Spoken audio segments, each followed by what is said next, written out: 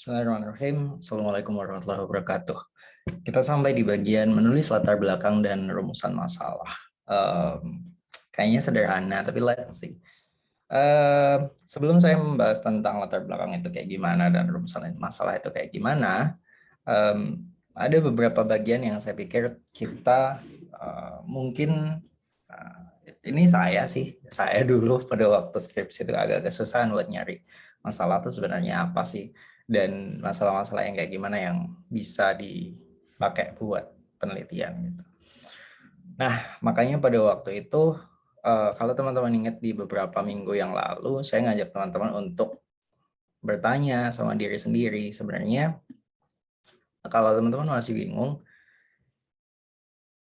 yang sebenarnya dan sejujurnya namanya skripsi itu adalah sesuatu yang kita pertanyakan gitu. Dan saya yakin selama teman-teman kuliah itu teman-teman punya rasa penasaran terhadap satu topik tertentu. Pertanyaannya adalah bagaimana teman-teman memproses rasa penasaran tersebut. Apakah teman-teman kemudian berusaha untuk mencari jawaban di internet? Ya, itu salah satu cara.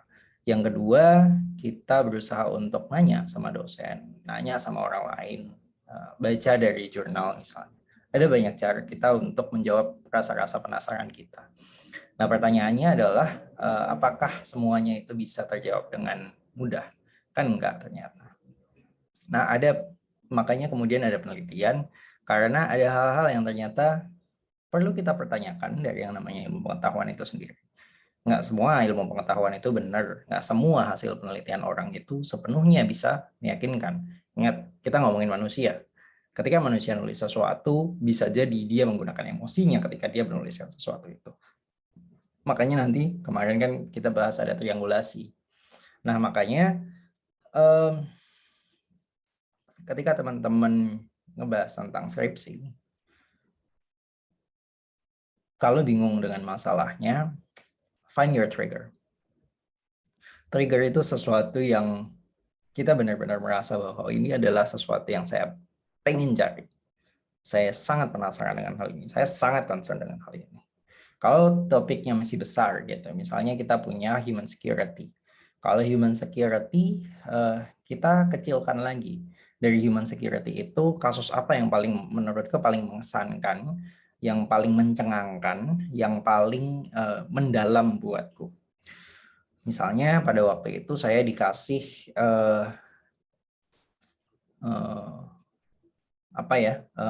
kita akan ngomongin tentang saya masuk ke dalam satu mata kuliah namanya hukum humaniter internasional. Kemudian pada waktu ngebahas tentang hukum humaniter, saya paling penasaran dengan namanya Rwanda. Rwanda itu sudah ada genosida, terjadi genosida sekian lama. Tapi kemudian kenapa sih PBB itu mengesampingkan gagasan bahwa genosida di Rwanda itu pada waktu itu penting? Apa-apa saja kesalahan-kesalahan yang dilakukan oleh PBB. Kemudian, nah itu kan artinya saya punya rasa penasaran. Sebelum ada tahu sesuatu, kita pasti punya, ketika kita mendengar sesuatu atau melihat sesuatu atau mengindra sesuatu, kita akan merasakan sesuatu. Nah, pada saat kita merasakan sesuatu itu, teman-teman, itu poin di mana kita mungkin akan merasa penasaran lebih dalam tentang apa sebenarnya yang terjadi dengan hal ini, kenapa sampai demikian. Nah, pertanyaannya adalah ketika teman-teman berada di macam-macam lingkungan, hal apa yang benar-benar atau isu apa, topik, satu kejadian khusus yang benar-benar bikin kita penasaran gitu. Kok bisa sih? Kok kayak gini tuh kenapa gitu? Kok misalnya tega-teganya gitu misalnya.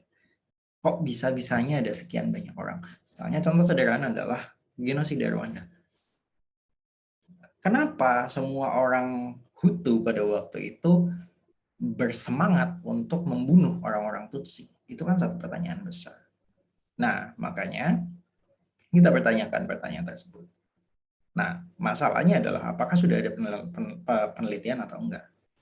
Sebenarnya, yang paling penting dari penelitian, yang paling penting dari skripsi itu adalah apa yang ada di dalam diri kita. kita punya ketertarikan terhadap isu tertentu, kita pengen mencari tahu lebih dalam tentang satu topik tertentu. Nah, pengetahuan itu akan selalu berkembang, teman-teman. Pengetahuan itu akan selalu meluas.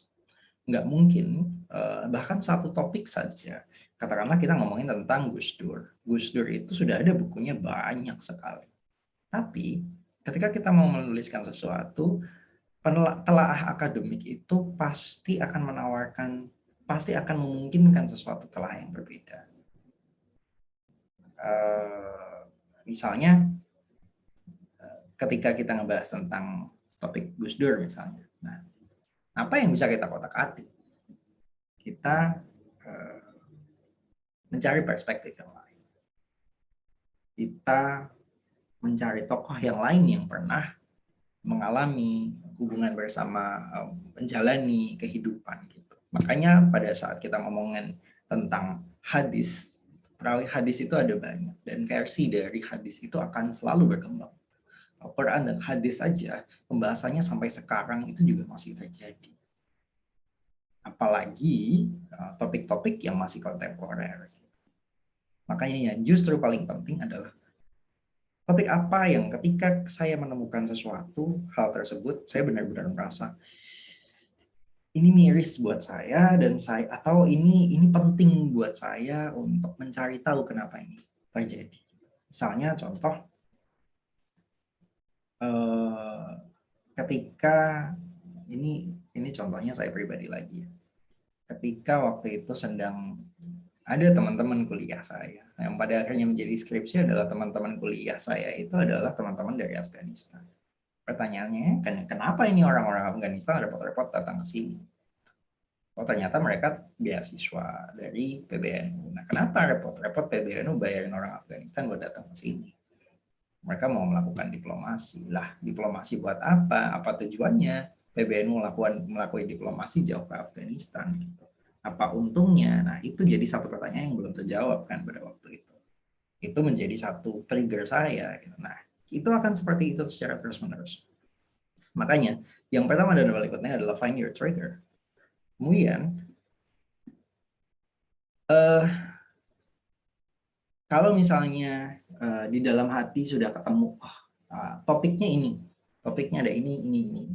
Kemarin kan sudah ada refleksinya, sudah ada identifikasi masalah-masalah itu sebenarnya sumbernya dari mana.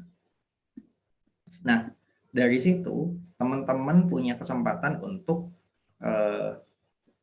menuliskan. Jadi silakan tuliskan satu. Ini masalahnya, topiknya ini. Dari masalah ini, studi kasus yang paling mengesankan buat saya tuh yang mana?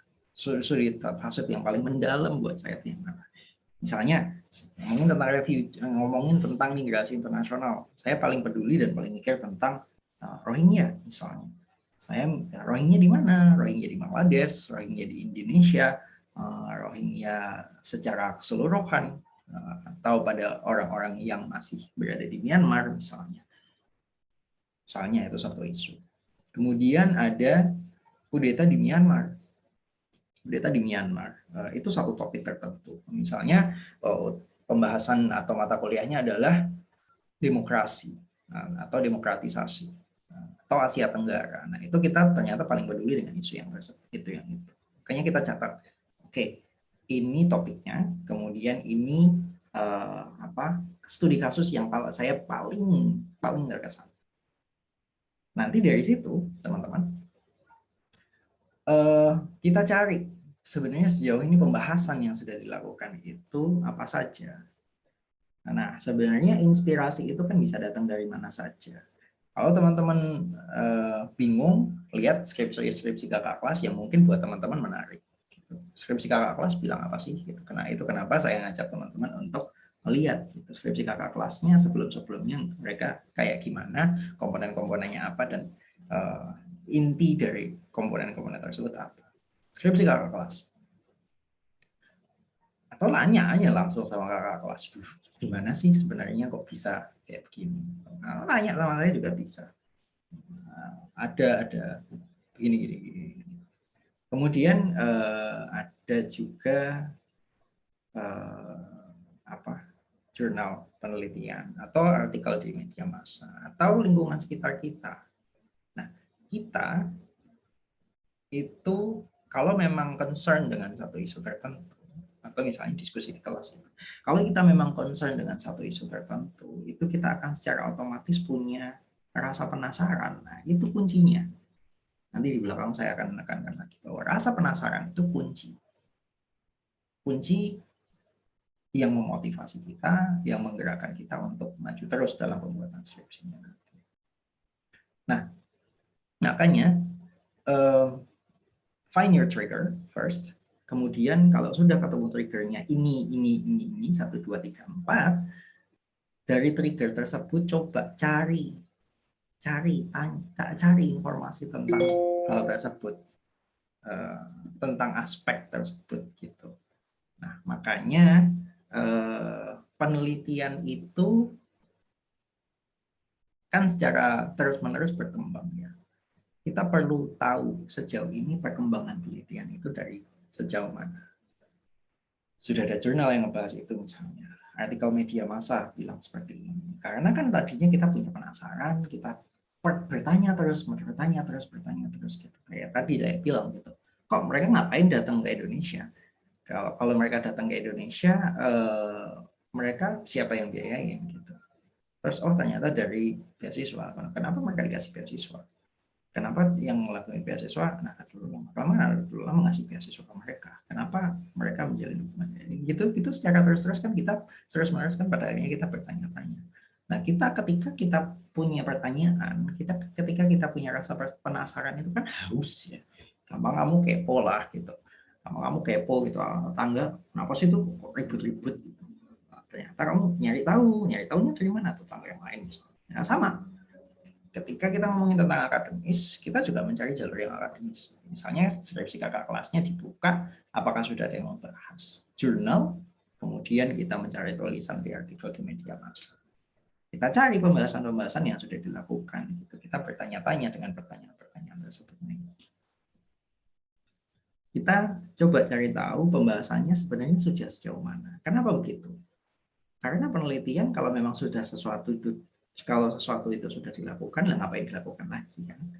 Gitu. Atau kalau memang ternyata ya nanti ada urusannya dengan mempertanyakan ini sebenarnya informasi yang diberikan itu benar atau enggak. Itu that's a good thing. Itu artinya kita menjadi kritis. Nah, jadi kalau sudah ketemu triggernya, kita lanjutkan itu dengan memenuhi rasa hasrat penasaran kita dengan mencari informasi yang lebih jauh tentang penelitian ini sebenarnya sejauh mana. Kemudian kita memproses. Kalau tadi kita mencari informasi, kemudian setelah mendapatkan informasi, kita merumuskan sendiri informasi-informasi tersebut dalam sistematika gagasan kita. Misalnya begini.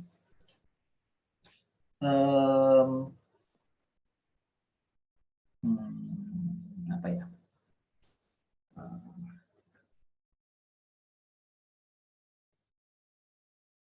Jadi agak susah nyari contohnya. Mendalami itu berarti ketika kita mendapatkan data-data, apa makna dari data-data tersebut? Itu kita pikirkan. Yang terjadi itu kita proses dalam diri sendiri, apa yang sebenarnya terjadi di situ. Kemudian kita juga menjadi kritis, mempertanyakan informasi ini benar atau enggak. Begitu. Nah, baru kemudian kita pikirkan arah ke depan. Kita coba pahami. Gitu. Kita kemudian melihat pola. Apa sih sebenarnya yang mungkin terjadi di dalam penelitian ini? Kok penelitian ini? Di dalam kejadian tersebut tuh apa yang terjadi? Kayak gini misalnya. Kita ngomongin tentang operasi militer Myanmar di Arakan atau di Rohingya. Kita mencari informasi tentang orang-orang Rohingya. Kemudian kita mencari informasi tentang orang-orang ternyata orang-orang Rohingya itu adalah Muslim. Kemudian orang-orang Burma, orang-orang Rakhine itu adalah orang-orang Buddha. Gitu. Ternyata ada perbedaan agama. Apakah cuma selesai di situ doang? Kenapa kalau berbeda agama, mereka repot-repot sampai harus mengeluarkan persenjataan gitu, kekuatan militer itu kan nggak perlu sebenarnya. Artinya ada ancaman yang besar gitu. Kemudian bagaimana si pihak Myanmar, pihak orang-orang Burma, pihak pemerintah Myanmar itu menangkap gagasan orang-orang Rohingya itu sebagai sebuah ancaman gitu misalnya. Nah, artinya kita melihat ada dua pihak threat. Itu dipisahkan. Berarti ada dua aktor. Aktornya siapa? Ini sama ini. Kalau teman-teman mau bikin mind map itu kayak gitu lah kira-kira. Aktornya ini. Gitu. Kemudian kita melihat dari aktor ini. Kenapa dari aktor ini kemudian dia perlu merasa menyerang? Gitu. Nah, itu kan kendala ya. Nah, kita juga mempertanyakan kebenaran informasi. Nah, dari situ makanya kita merenungkan apa sih sebenarnya yang terjadi dan kita memikirkan proses-proses informasi tersebut benar atau tidak. Jadi proses yang ketiga setelah kita mencari tahu lebih dalam, kita mulai mendapatkan informasi, kita renungi lagi. Nah, ini akan terjadi secara terus-menerus, teman-teman. Kenapa saya perlu menuliskan bagian yang 4 ini? Karena terkadang di antara kita itu ada rasa enggan untuk membaca sesuatu. Padahal itu adalah kunci untuk menulis. Sama seperti orang berbicara, kalau kita tidak secara seksama memperhatikan apa yang orang lain katakan, maka kita nggak akan mampu mengulangi, melakukan paraphrasing, menyampaikan kembali apa yang dia sampaikan. Sama halnya dengan menulis, kita nggak akan bisa menulis kalau kita tidak punya satu kapasitas untuk mampu kapasitas bahasanya pastinya. Terus kemudian kita nggak punya kapasitas untuk memikirkan itu dengan cara yang lebih seksama. Padahal membaca itu membantu kita untuk memproses. Karena proses membaca itu kan lebih perlahan daripada kita dengerin orang ngomong. Makanya nanti kalau teman-teman dengerin ini, di pause-pause nggak apa-apa, nggak masalah. Teman-teman baca, kita dapat informasi, kita juga melatih kemampuan kita untuk menulis. Karena dari situ kita dapat kosakata, kita dapat istilah-istilah, kita dapat informasi. Jadi baca itu luar biasa bermanfaat untuk persiapan skripsi. Gitu. Baca dalam bahasa Indonesia, baca dalam bahasa Inggris. That's fine. Amati, diobservasi. Tadi kan saya ngajak. Diamati, dalam informasinya. Kita nyari data-data, kita nyari apa yang sedang terjadi. Kita mencari informasi dasar berasal dari pembacaan kita, kemudian kita mengamati lebih dalam dengan mencari data, mencari pendapat, mencari penjelasan dari jurnal, dari kakak kelas, dari dosen, dari diskusi di kelas, dari teman-teman, segala macam. Kemudian silakan catat. Ini yang penting yang mana? Di scramble, ditulis. Ini begini, gini. Kemudian teman-teman mengupdate. Ada perubahan apa sekarang? Gitu. Lakukan hal ini secara terus-menerus, kemudian renungkan. Ini sebenarnya seperti apa? Jadi, take your time to actually let the informations incubate within yourself, to let yourself to let your brain process those informations. Gitu. Izinkan otak kita untuk berpikir tentang informasi-informasi itu dan kita merasakan. Karena dengan begitu kita bukan hanya berpikir, tapi kita juga merasakan sebenarnya maknanya itu. Karena apa? Sebenarnya proses ini tidak jarang melibatkan hati kita dalam merasakan apa yang sebenarnya terjadi. Kita perlu mengejawantahkan, kita perlu menguraikan. Gitu. Nah, terus daripada lambat-lambat, daripada kelama-lamaan, kalau sudah dirumuskan, nggak usah lama-lama. Itu tadi sudah dirumuskan kan tadi dari nulis rumusan masalahnya ini, topiknya ini, dicari datanya, kemudian kita membuat gambarnya seperti apa, baru kemudian dicari informasi yang lebih lanjut, kita mengkonfirmasi mana yang kosong. Gitu. Namanya penelitian itu kan kita mencari ruang di mana ada satu bagian yang belum diteliti toh. Nah, itu ruang di mana teman-teman bisa meneliti. Makanya kalau sudah sampai begitu, nggak usah lama-lama lah. Ini kan sebenarnya pencarian jati diri juga. Teman-teman sukanya seperti apa, memahami diri sendiri itu seperti saya ini seperti apa. Makanya nggak usah bingung. Kalau bingung, konsultasi, tanya secara aktif, secara terus-menerus. Tapi yang penting apa? Draftingnya selalu sudah mulai. Kemudian sebenarnya kuncinya apa sih? Penasaran. Tadi saya udah bilang, kalau kita punya rasa penasaran, semuanya itu akan mengalir gitu saja. Akan ada susah, iya, akan ada kesusahan, tapi it's worth it karena itu berasal dari dalam diri kita dan itu panggilan dari hati kita. Kemudian yang penting adalah terkait dengan masalah penelitian itu harus memiliki harus memenuhi persyaratan bahwa masalah itu bisa diteliti. Nah, ini sebenarnya minggu kemarin kita udah mulai bahas ya, apa saja kriterianya, perspektifnya beda atau enggak. Jadi misalnya ada satu topik yang sama, misalnya tentang Uighur. Uighur dari sudut pandang Cina, kita melihat dari perspektif yang berbeda. Atau dari satu sudut pandang dari Cinanya misalnya diganti jadi sudut pandang Uighurnya atau dari sudut pandang pihak lainnya. Kemudian kita juga bisa ganti teori, ganti pemahaman, ganti konsep. Misalnya kita melihat kasus apa? Ada ya dalam studi keamanan upaya meyakinkan pihak lain itu dinamakan sekuritisasi. Dalam studi kebijakan publik ini dinamakan policy advocacy atau advokasi kebijakan. Nah, itu kan sebenarnya dua sudut pandang yang berbeda dan mereka pasti punya teori yang berbeda. Sama kayak kita berusaha untuk melihat kasus Rusia Ukraina sekarang dari sudut pandang liberalisme, dari sudut pandang realisme, dari sudut pandang konstruktivis, English school dan macam-macam. Kalau memangnya sudah sebelumnya sudah ada penelitian tentang dari sudut pandang yang satu, maka kemudian bisa jadi kita pakai penelitian dari sudut pandang yang lain. Kemudian kebaruan penelitian.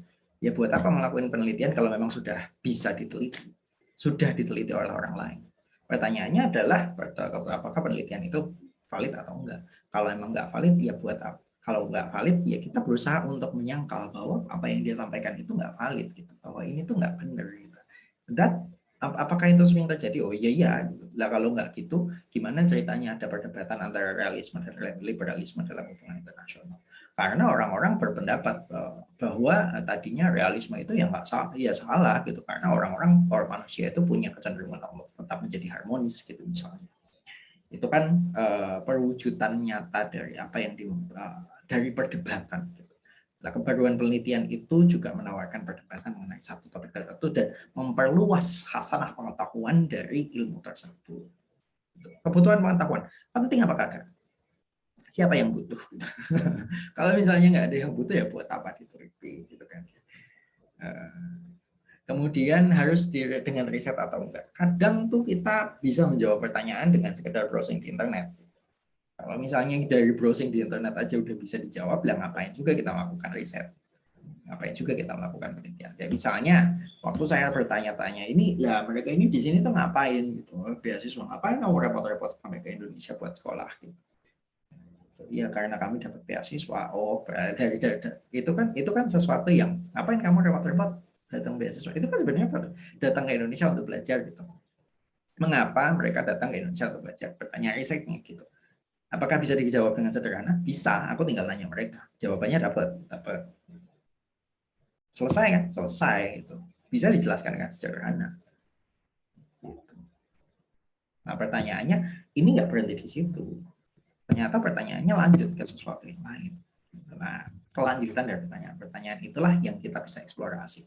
Kita cari pertanyaan-pertanyaan lanjutan yang belum dijawab oleh khasanah ilmu pengetahuan yang ada, baik itu dalam bahasa Inggris maupun bahasa Indonesia, jangan lupa. Oke, bisa diteliti atau enggak? Ya, ada penelitian yang dulu ada yang mau melakukan penelitian terkait dengan black hole atau lubang hitam. Ya nggak apa-apa, tapi gimana caranya gitu misalnya. Terus atau ada yang berusaha untuk meneliti pergerakan atom dengan kecepatan cahaya. Misalnya contohnya, butuhnya apa? Mereka butuh atom yang bergerak dengan kecepatan cahaya. Lah gimana cara mengukurnya? dalam suatu kondisi yang mapat. Nah, makanya kemudian ada yang dimungkinkan terjadi dengan bentuk superhedron collider. Kalau teman-teman tahu ada satu bangunan bentuknya kayak cincin itu di Geneva di Swiss, bisa terjadi ternyata, bisa dilakukan penelitian. Oh, oke. Nah, pertanyaannya adalah, nah, kalau ilmu pengetahuan yang kayak begini, kayak misalnya loh ya, ini kan kita lagi ada rame-rame tentang Rara Istiati, Raden Rara Istiati Wulandari kalau nggak salah namanya, yang bikin pawang, yang adalah pawang hujan waktu MotoGP di Mandalika. Beliaunya si pawang itu melakukan ritualnya untuk menghentikan hujan. Nah, gimana cara kamu menjelaskannya dengan ilmu pengetahuan scientific method gitu? Ya kalau bisa, ya gak apa-apa. Itu menarik.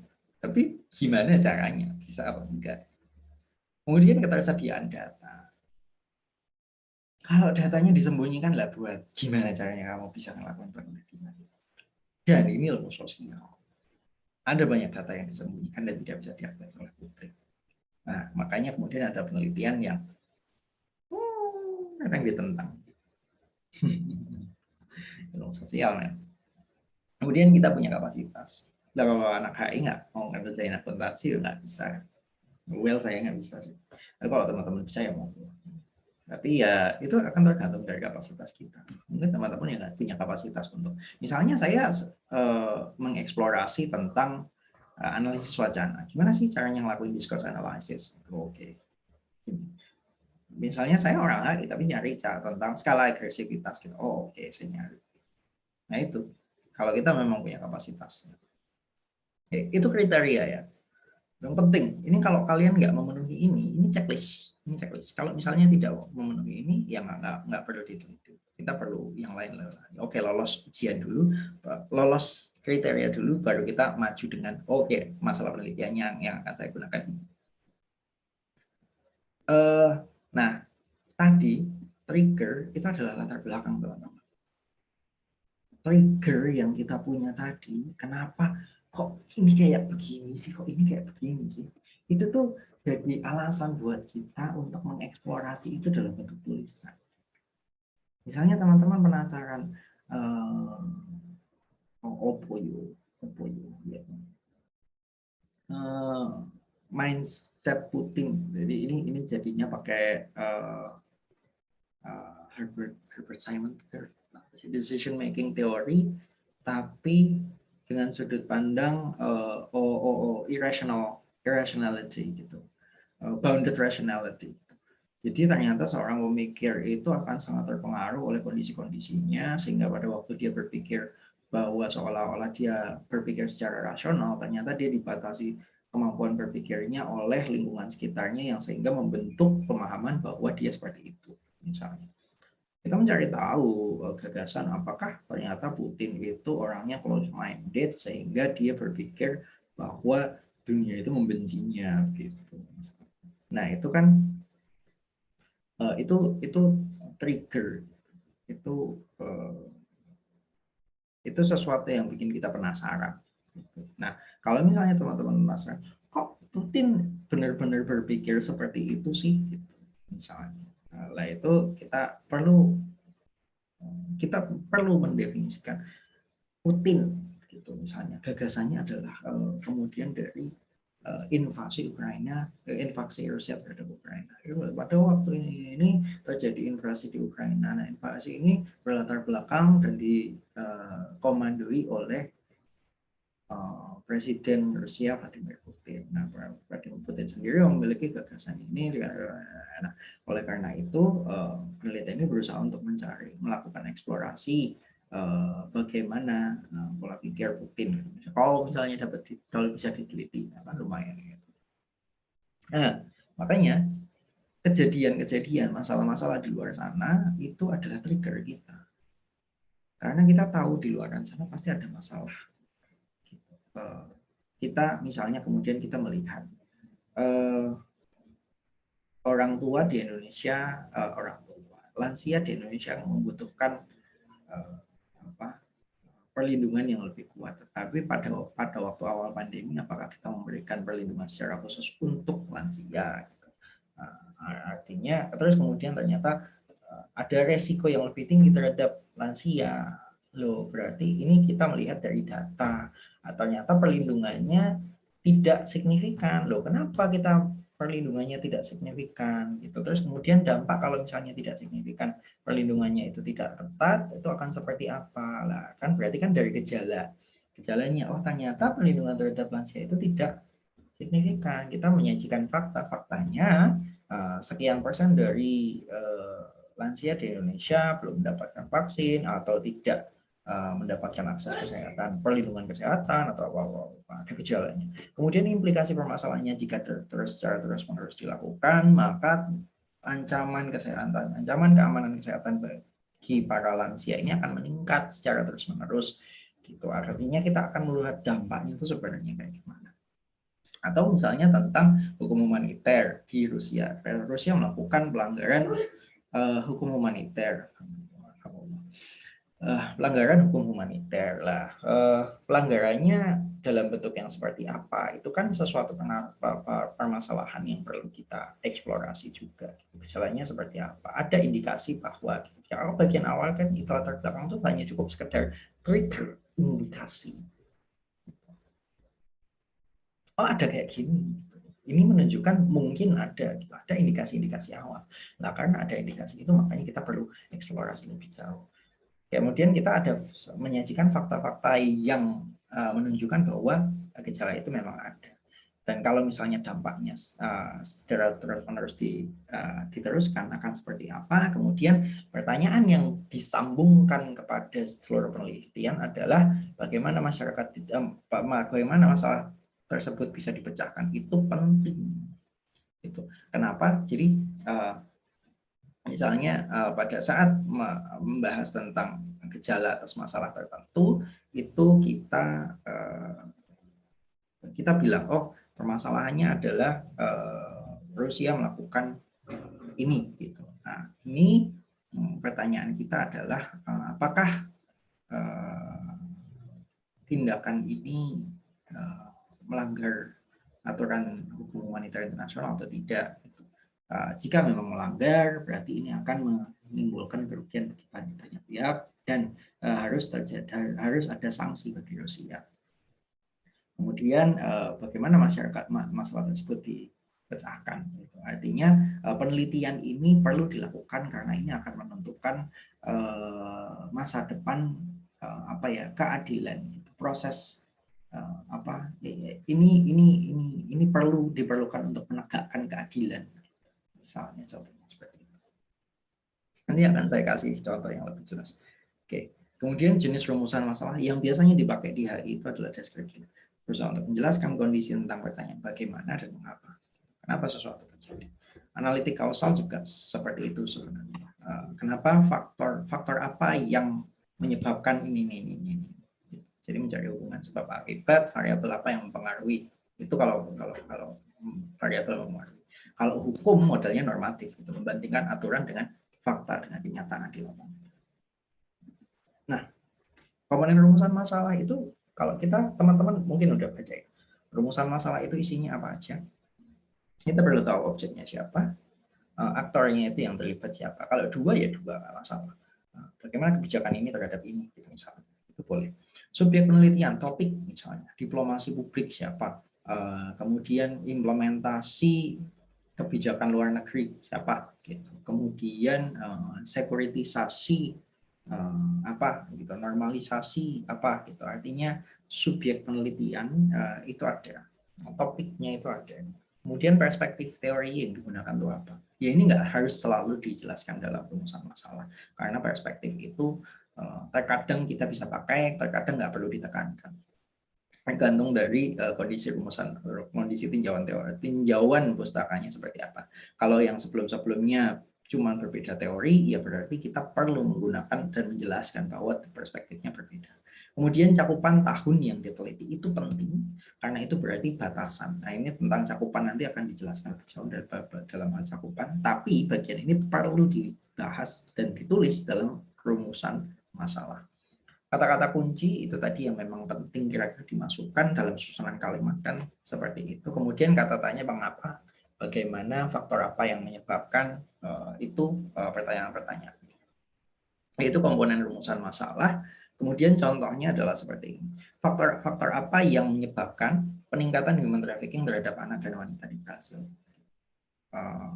Artinya objek penelitiannya adalah anak-anak dan wanita di Brasil, topiknya adalah peningkatan human trafficking terhadap anak, dan kita mencari faktor-faktor yang menyebabkan. Batasan tahunnya 2014 sampai 2020. Oke, mengapa Raja Hamad bin Isa Khalifah melakukan normalisasi hubungan dengan Israel? Topiknya adalah normalisasi hubungan dengan Israel, faktornya adalah Hamad bin Isa Khalifah. Tahun cakupannya 2020 dan pertanyaannya mengapa? Faktor apa yang menyebabkan tingginya eksploitasi anak dalam industri fast fashion di Bangladesh? Topik yang dibahas adalah eksploitasi di dalam industri fast fashion. Kemudian objeknya adalah anak-anak, objeknya adalah kebijakan tentang eksploitasi tersebut terhadap anak-anak. Gitu. Kemudian batasan tahunnya 2013-2022. Bagaimana Riyakudu membenarkan sekuritisasi LGBT? Gitu. Topiknya adalah sekuritisasi LGBT. Lokasinya Indonesia ini terkadang perlu disampaikan, kadang enggak. Kemudian aktornya atau objeknya adalah Riyakudu, Riyakudu.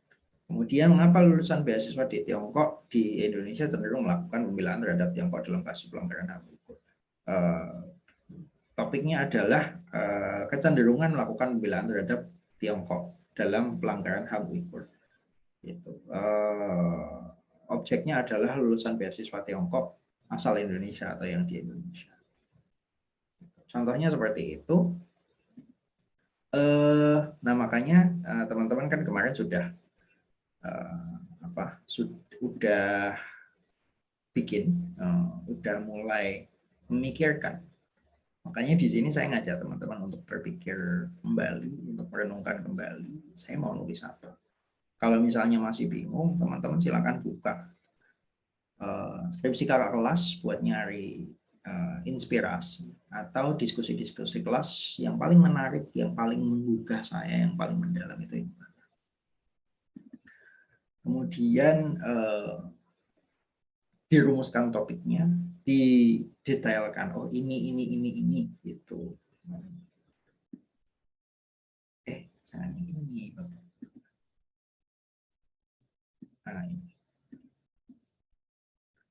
Nah, makanya saya ngajak teman-teman untuk eksplorasi. Ini skripsi saya dulu. Ini agak terlalu jauh ya, tolong ini akan saya hapus kalau if I were myself now. Nah, pengurus besar adalah sebuah organisasi yang berasal dari Indonesia yang juga melakukan diplomasi. NU merupakan organisasi gitu. Nah, ini pembahasan tentang apa? Tentang aktor yang dibahas. Triggernya adalah sebenarnya triggernya tuh apa ya? Triggernya tuh ada teman-teman yang ini ada yang ini. Beliau tentunya memiliki cara khas yang melakukan diplomasinya gitu. Sebenarnya kalau ini justru saya nggak bilang gitu lah. Pada waktu harusnya saya dulu bilang gitu bahwa sekarang ini di lingkungan saya ada sejumlah mahasiswa yang sedang menjalani perkuliahan di Universitas Wahid Hasyim gitu misalnya. Nah itu kemudian ini ternyata dilakukan oleh PBNU. Gitu. PBNU merupakan organisasi yang melakukan ini gitulah. Kemudian kita mencari data, datanya sekian banyak. Mereka ternyata mendapatkan beasiswa dengan PBNU. Ternyata PBNU juga melakukan diplomasi dengan Nahdlatul Ulama. Nah pertanyaannya ngapain mereka melakukan diplomasi dengan Nahdlatul Ulama? Penting nggak sih sebenarnya kita mencari tahu jawaban dari pertanyaan tersebut? Ya penting karena kemudian kita perlu tahu PBNU itu sebagai aktor dalam hubungan internasional gitu. Dia juga aktor yang melakukan diplomasi bukan hanya di negara bukan berhubungan dengan aktor lain, bukan hanya di dalam negeri, bukan hanya di level domestik, bukan hanya di level lokal, tapi juga dengan di level internasional dengan melakukan berbagai macam hal. pertanyaannya adalah kenapa dia melakukan hubungan tersebut dengan membawa orang-orang Afghanistan untuk berkuliah di Universitas Wahid Hasyim. Bagaimana diplomasi keagamaan pengurus dalam menangani resolusi konflik domestik di Afghanistan? Ini saya juga ini mengubah sih dari gagasan awal mengapa gitu. Karena ternyata mengapanya sudah dijawab gitu. Terus makanya saya kemudian bertanya-tanya, terus pelaksanaannya seperti apa? Kalau pelaksanaan kan berarti kita bagaimana proses implementasi, bagaimana implementasi diplomasi keagamaan pengurus besar Nahdlatul dalam menangani resolusi konflik domestik di Afghanistan. Gitu. Kita sampai di situ kan ya, dan ini kalau punya saya sih 2, tapi kayaknya kalau di HIWI cuma 1 doang, tapi ya nggak masalah kalau memang mau 2. Tujuan dan kegunaannya itu ada tujuan akademis. Ini masalah yang dirumuskan adalah masalah ini tujuannya adalah mengetahui upaya diplomasi keagamaan PBNU dan metode serta dampak diplomasi tersebut terhadap resolusi konflik. Kemudian kegunaannya ada kegunaan akademis dan kegunaan pragmatis. Kalau akademis itu sebenarnya secara akademik, misalnya untuk pembahasan itu berfungsi sebagai apa. Kalau dalam kegunaan pragmatis itu untuk pembuatan kebijakan atau membuat sesuatu yang bisa digunakan di lapangan. Itu malah saya bablas ya. Tapi kira-kira kayak gitu isinya sampai ke perumusan masalah. Nah makanya I'll stop here. Teman-teman, ini adalah kesempatan teman-teman untuk mencari permasalahan penelitian yang mau dipakai sebagai bahan untuk skripsi. Silakan didetailkan apa-apa yang mau rencana rumusan masalah yang mau digunakan sebagai skripsinya. Makanya dari sini saya ngajak teman-teman untuk mulai drafting, untuk mulai memikirkan dan menuliskan, bukan hanya sekedar menuliskan. Dan mencari, membaca lebih jauh, bertanya kepada orang-orang lain, mengkonfirmasi informasi-informasi tersebut, ngecek kriteria permasalahan penelitiannya seperti apa. Secara sederhana, kita berusaha mulai masuk ke dalam proses pembuatan proposal. Gitu. Oke, sepertinya untuk hari ini, untuk topik ini kita cukupkan sekian. Kita sampai di pembahasan tentang merumuskan masalah dan membuat latar belakang kan ya. Gitu. Nah, makanya sampai ketemu di pertemuan dan pembahasan kita tentang perkuliahan. Thank you very much. Sebelumnya, terima kasih banyak atas perhatiannya. Semoga bermanfaat untuk teman-teman. Selamat belajar dan selamat bikin skripsi. Assalamualaikum warahmatullahi wabarakatuh.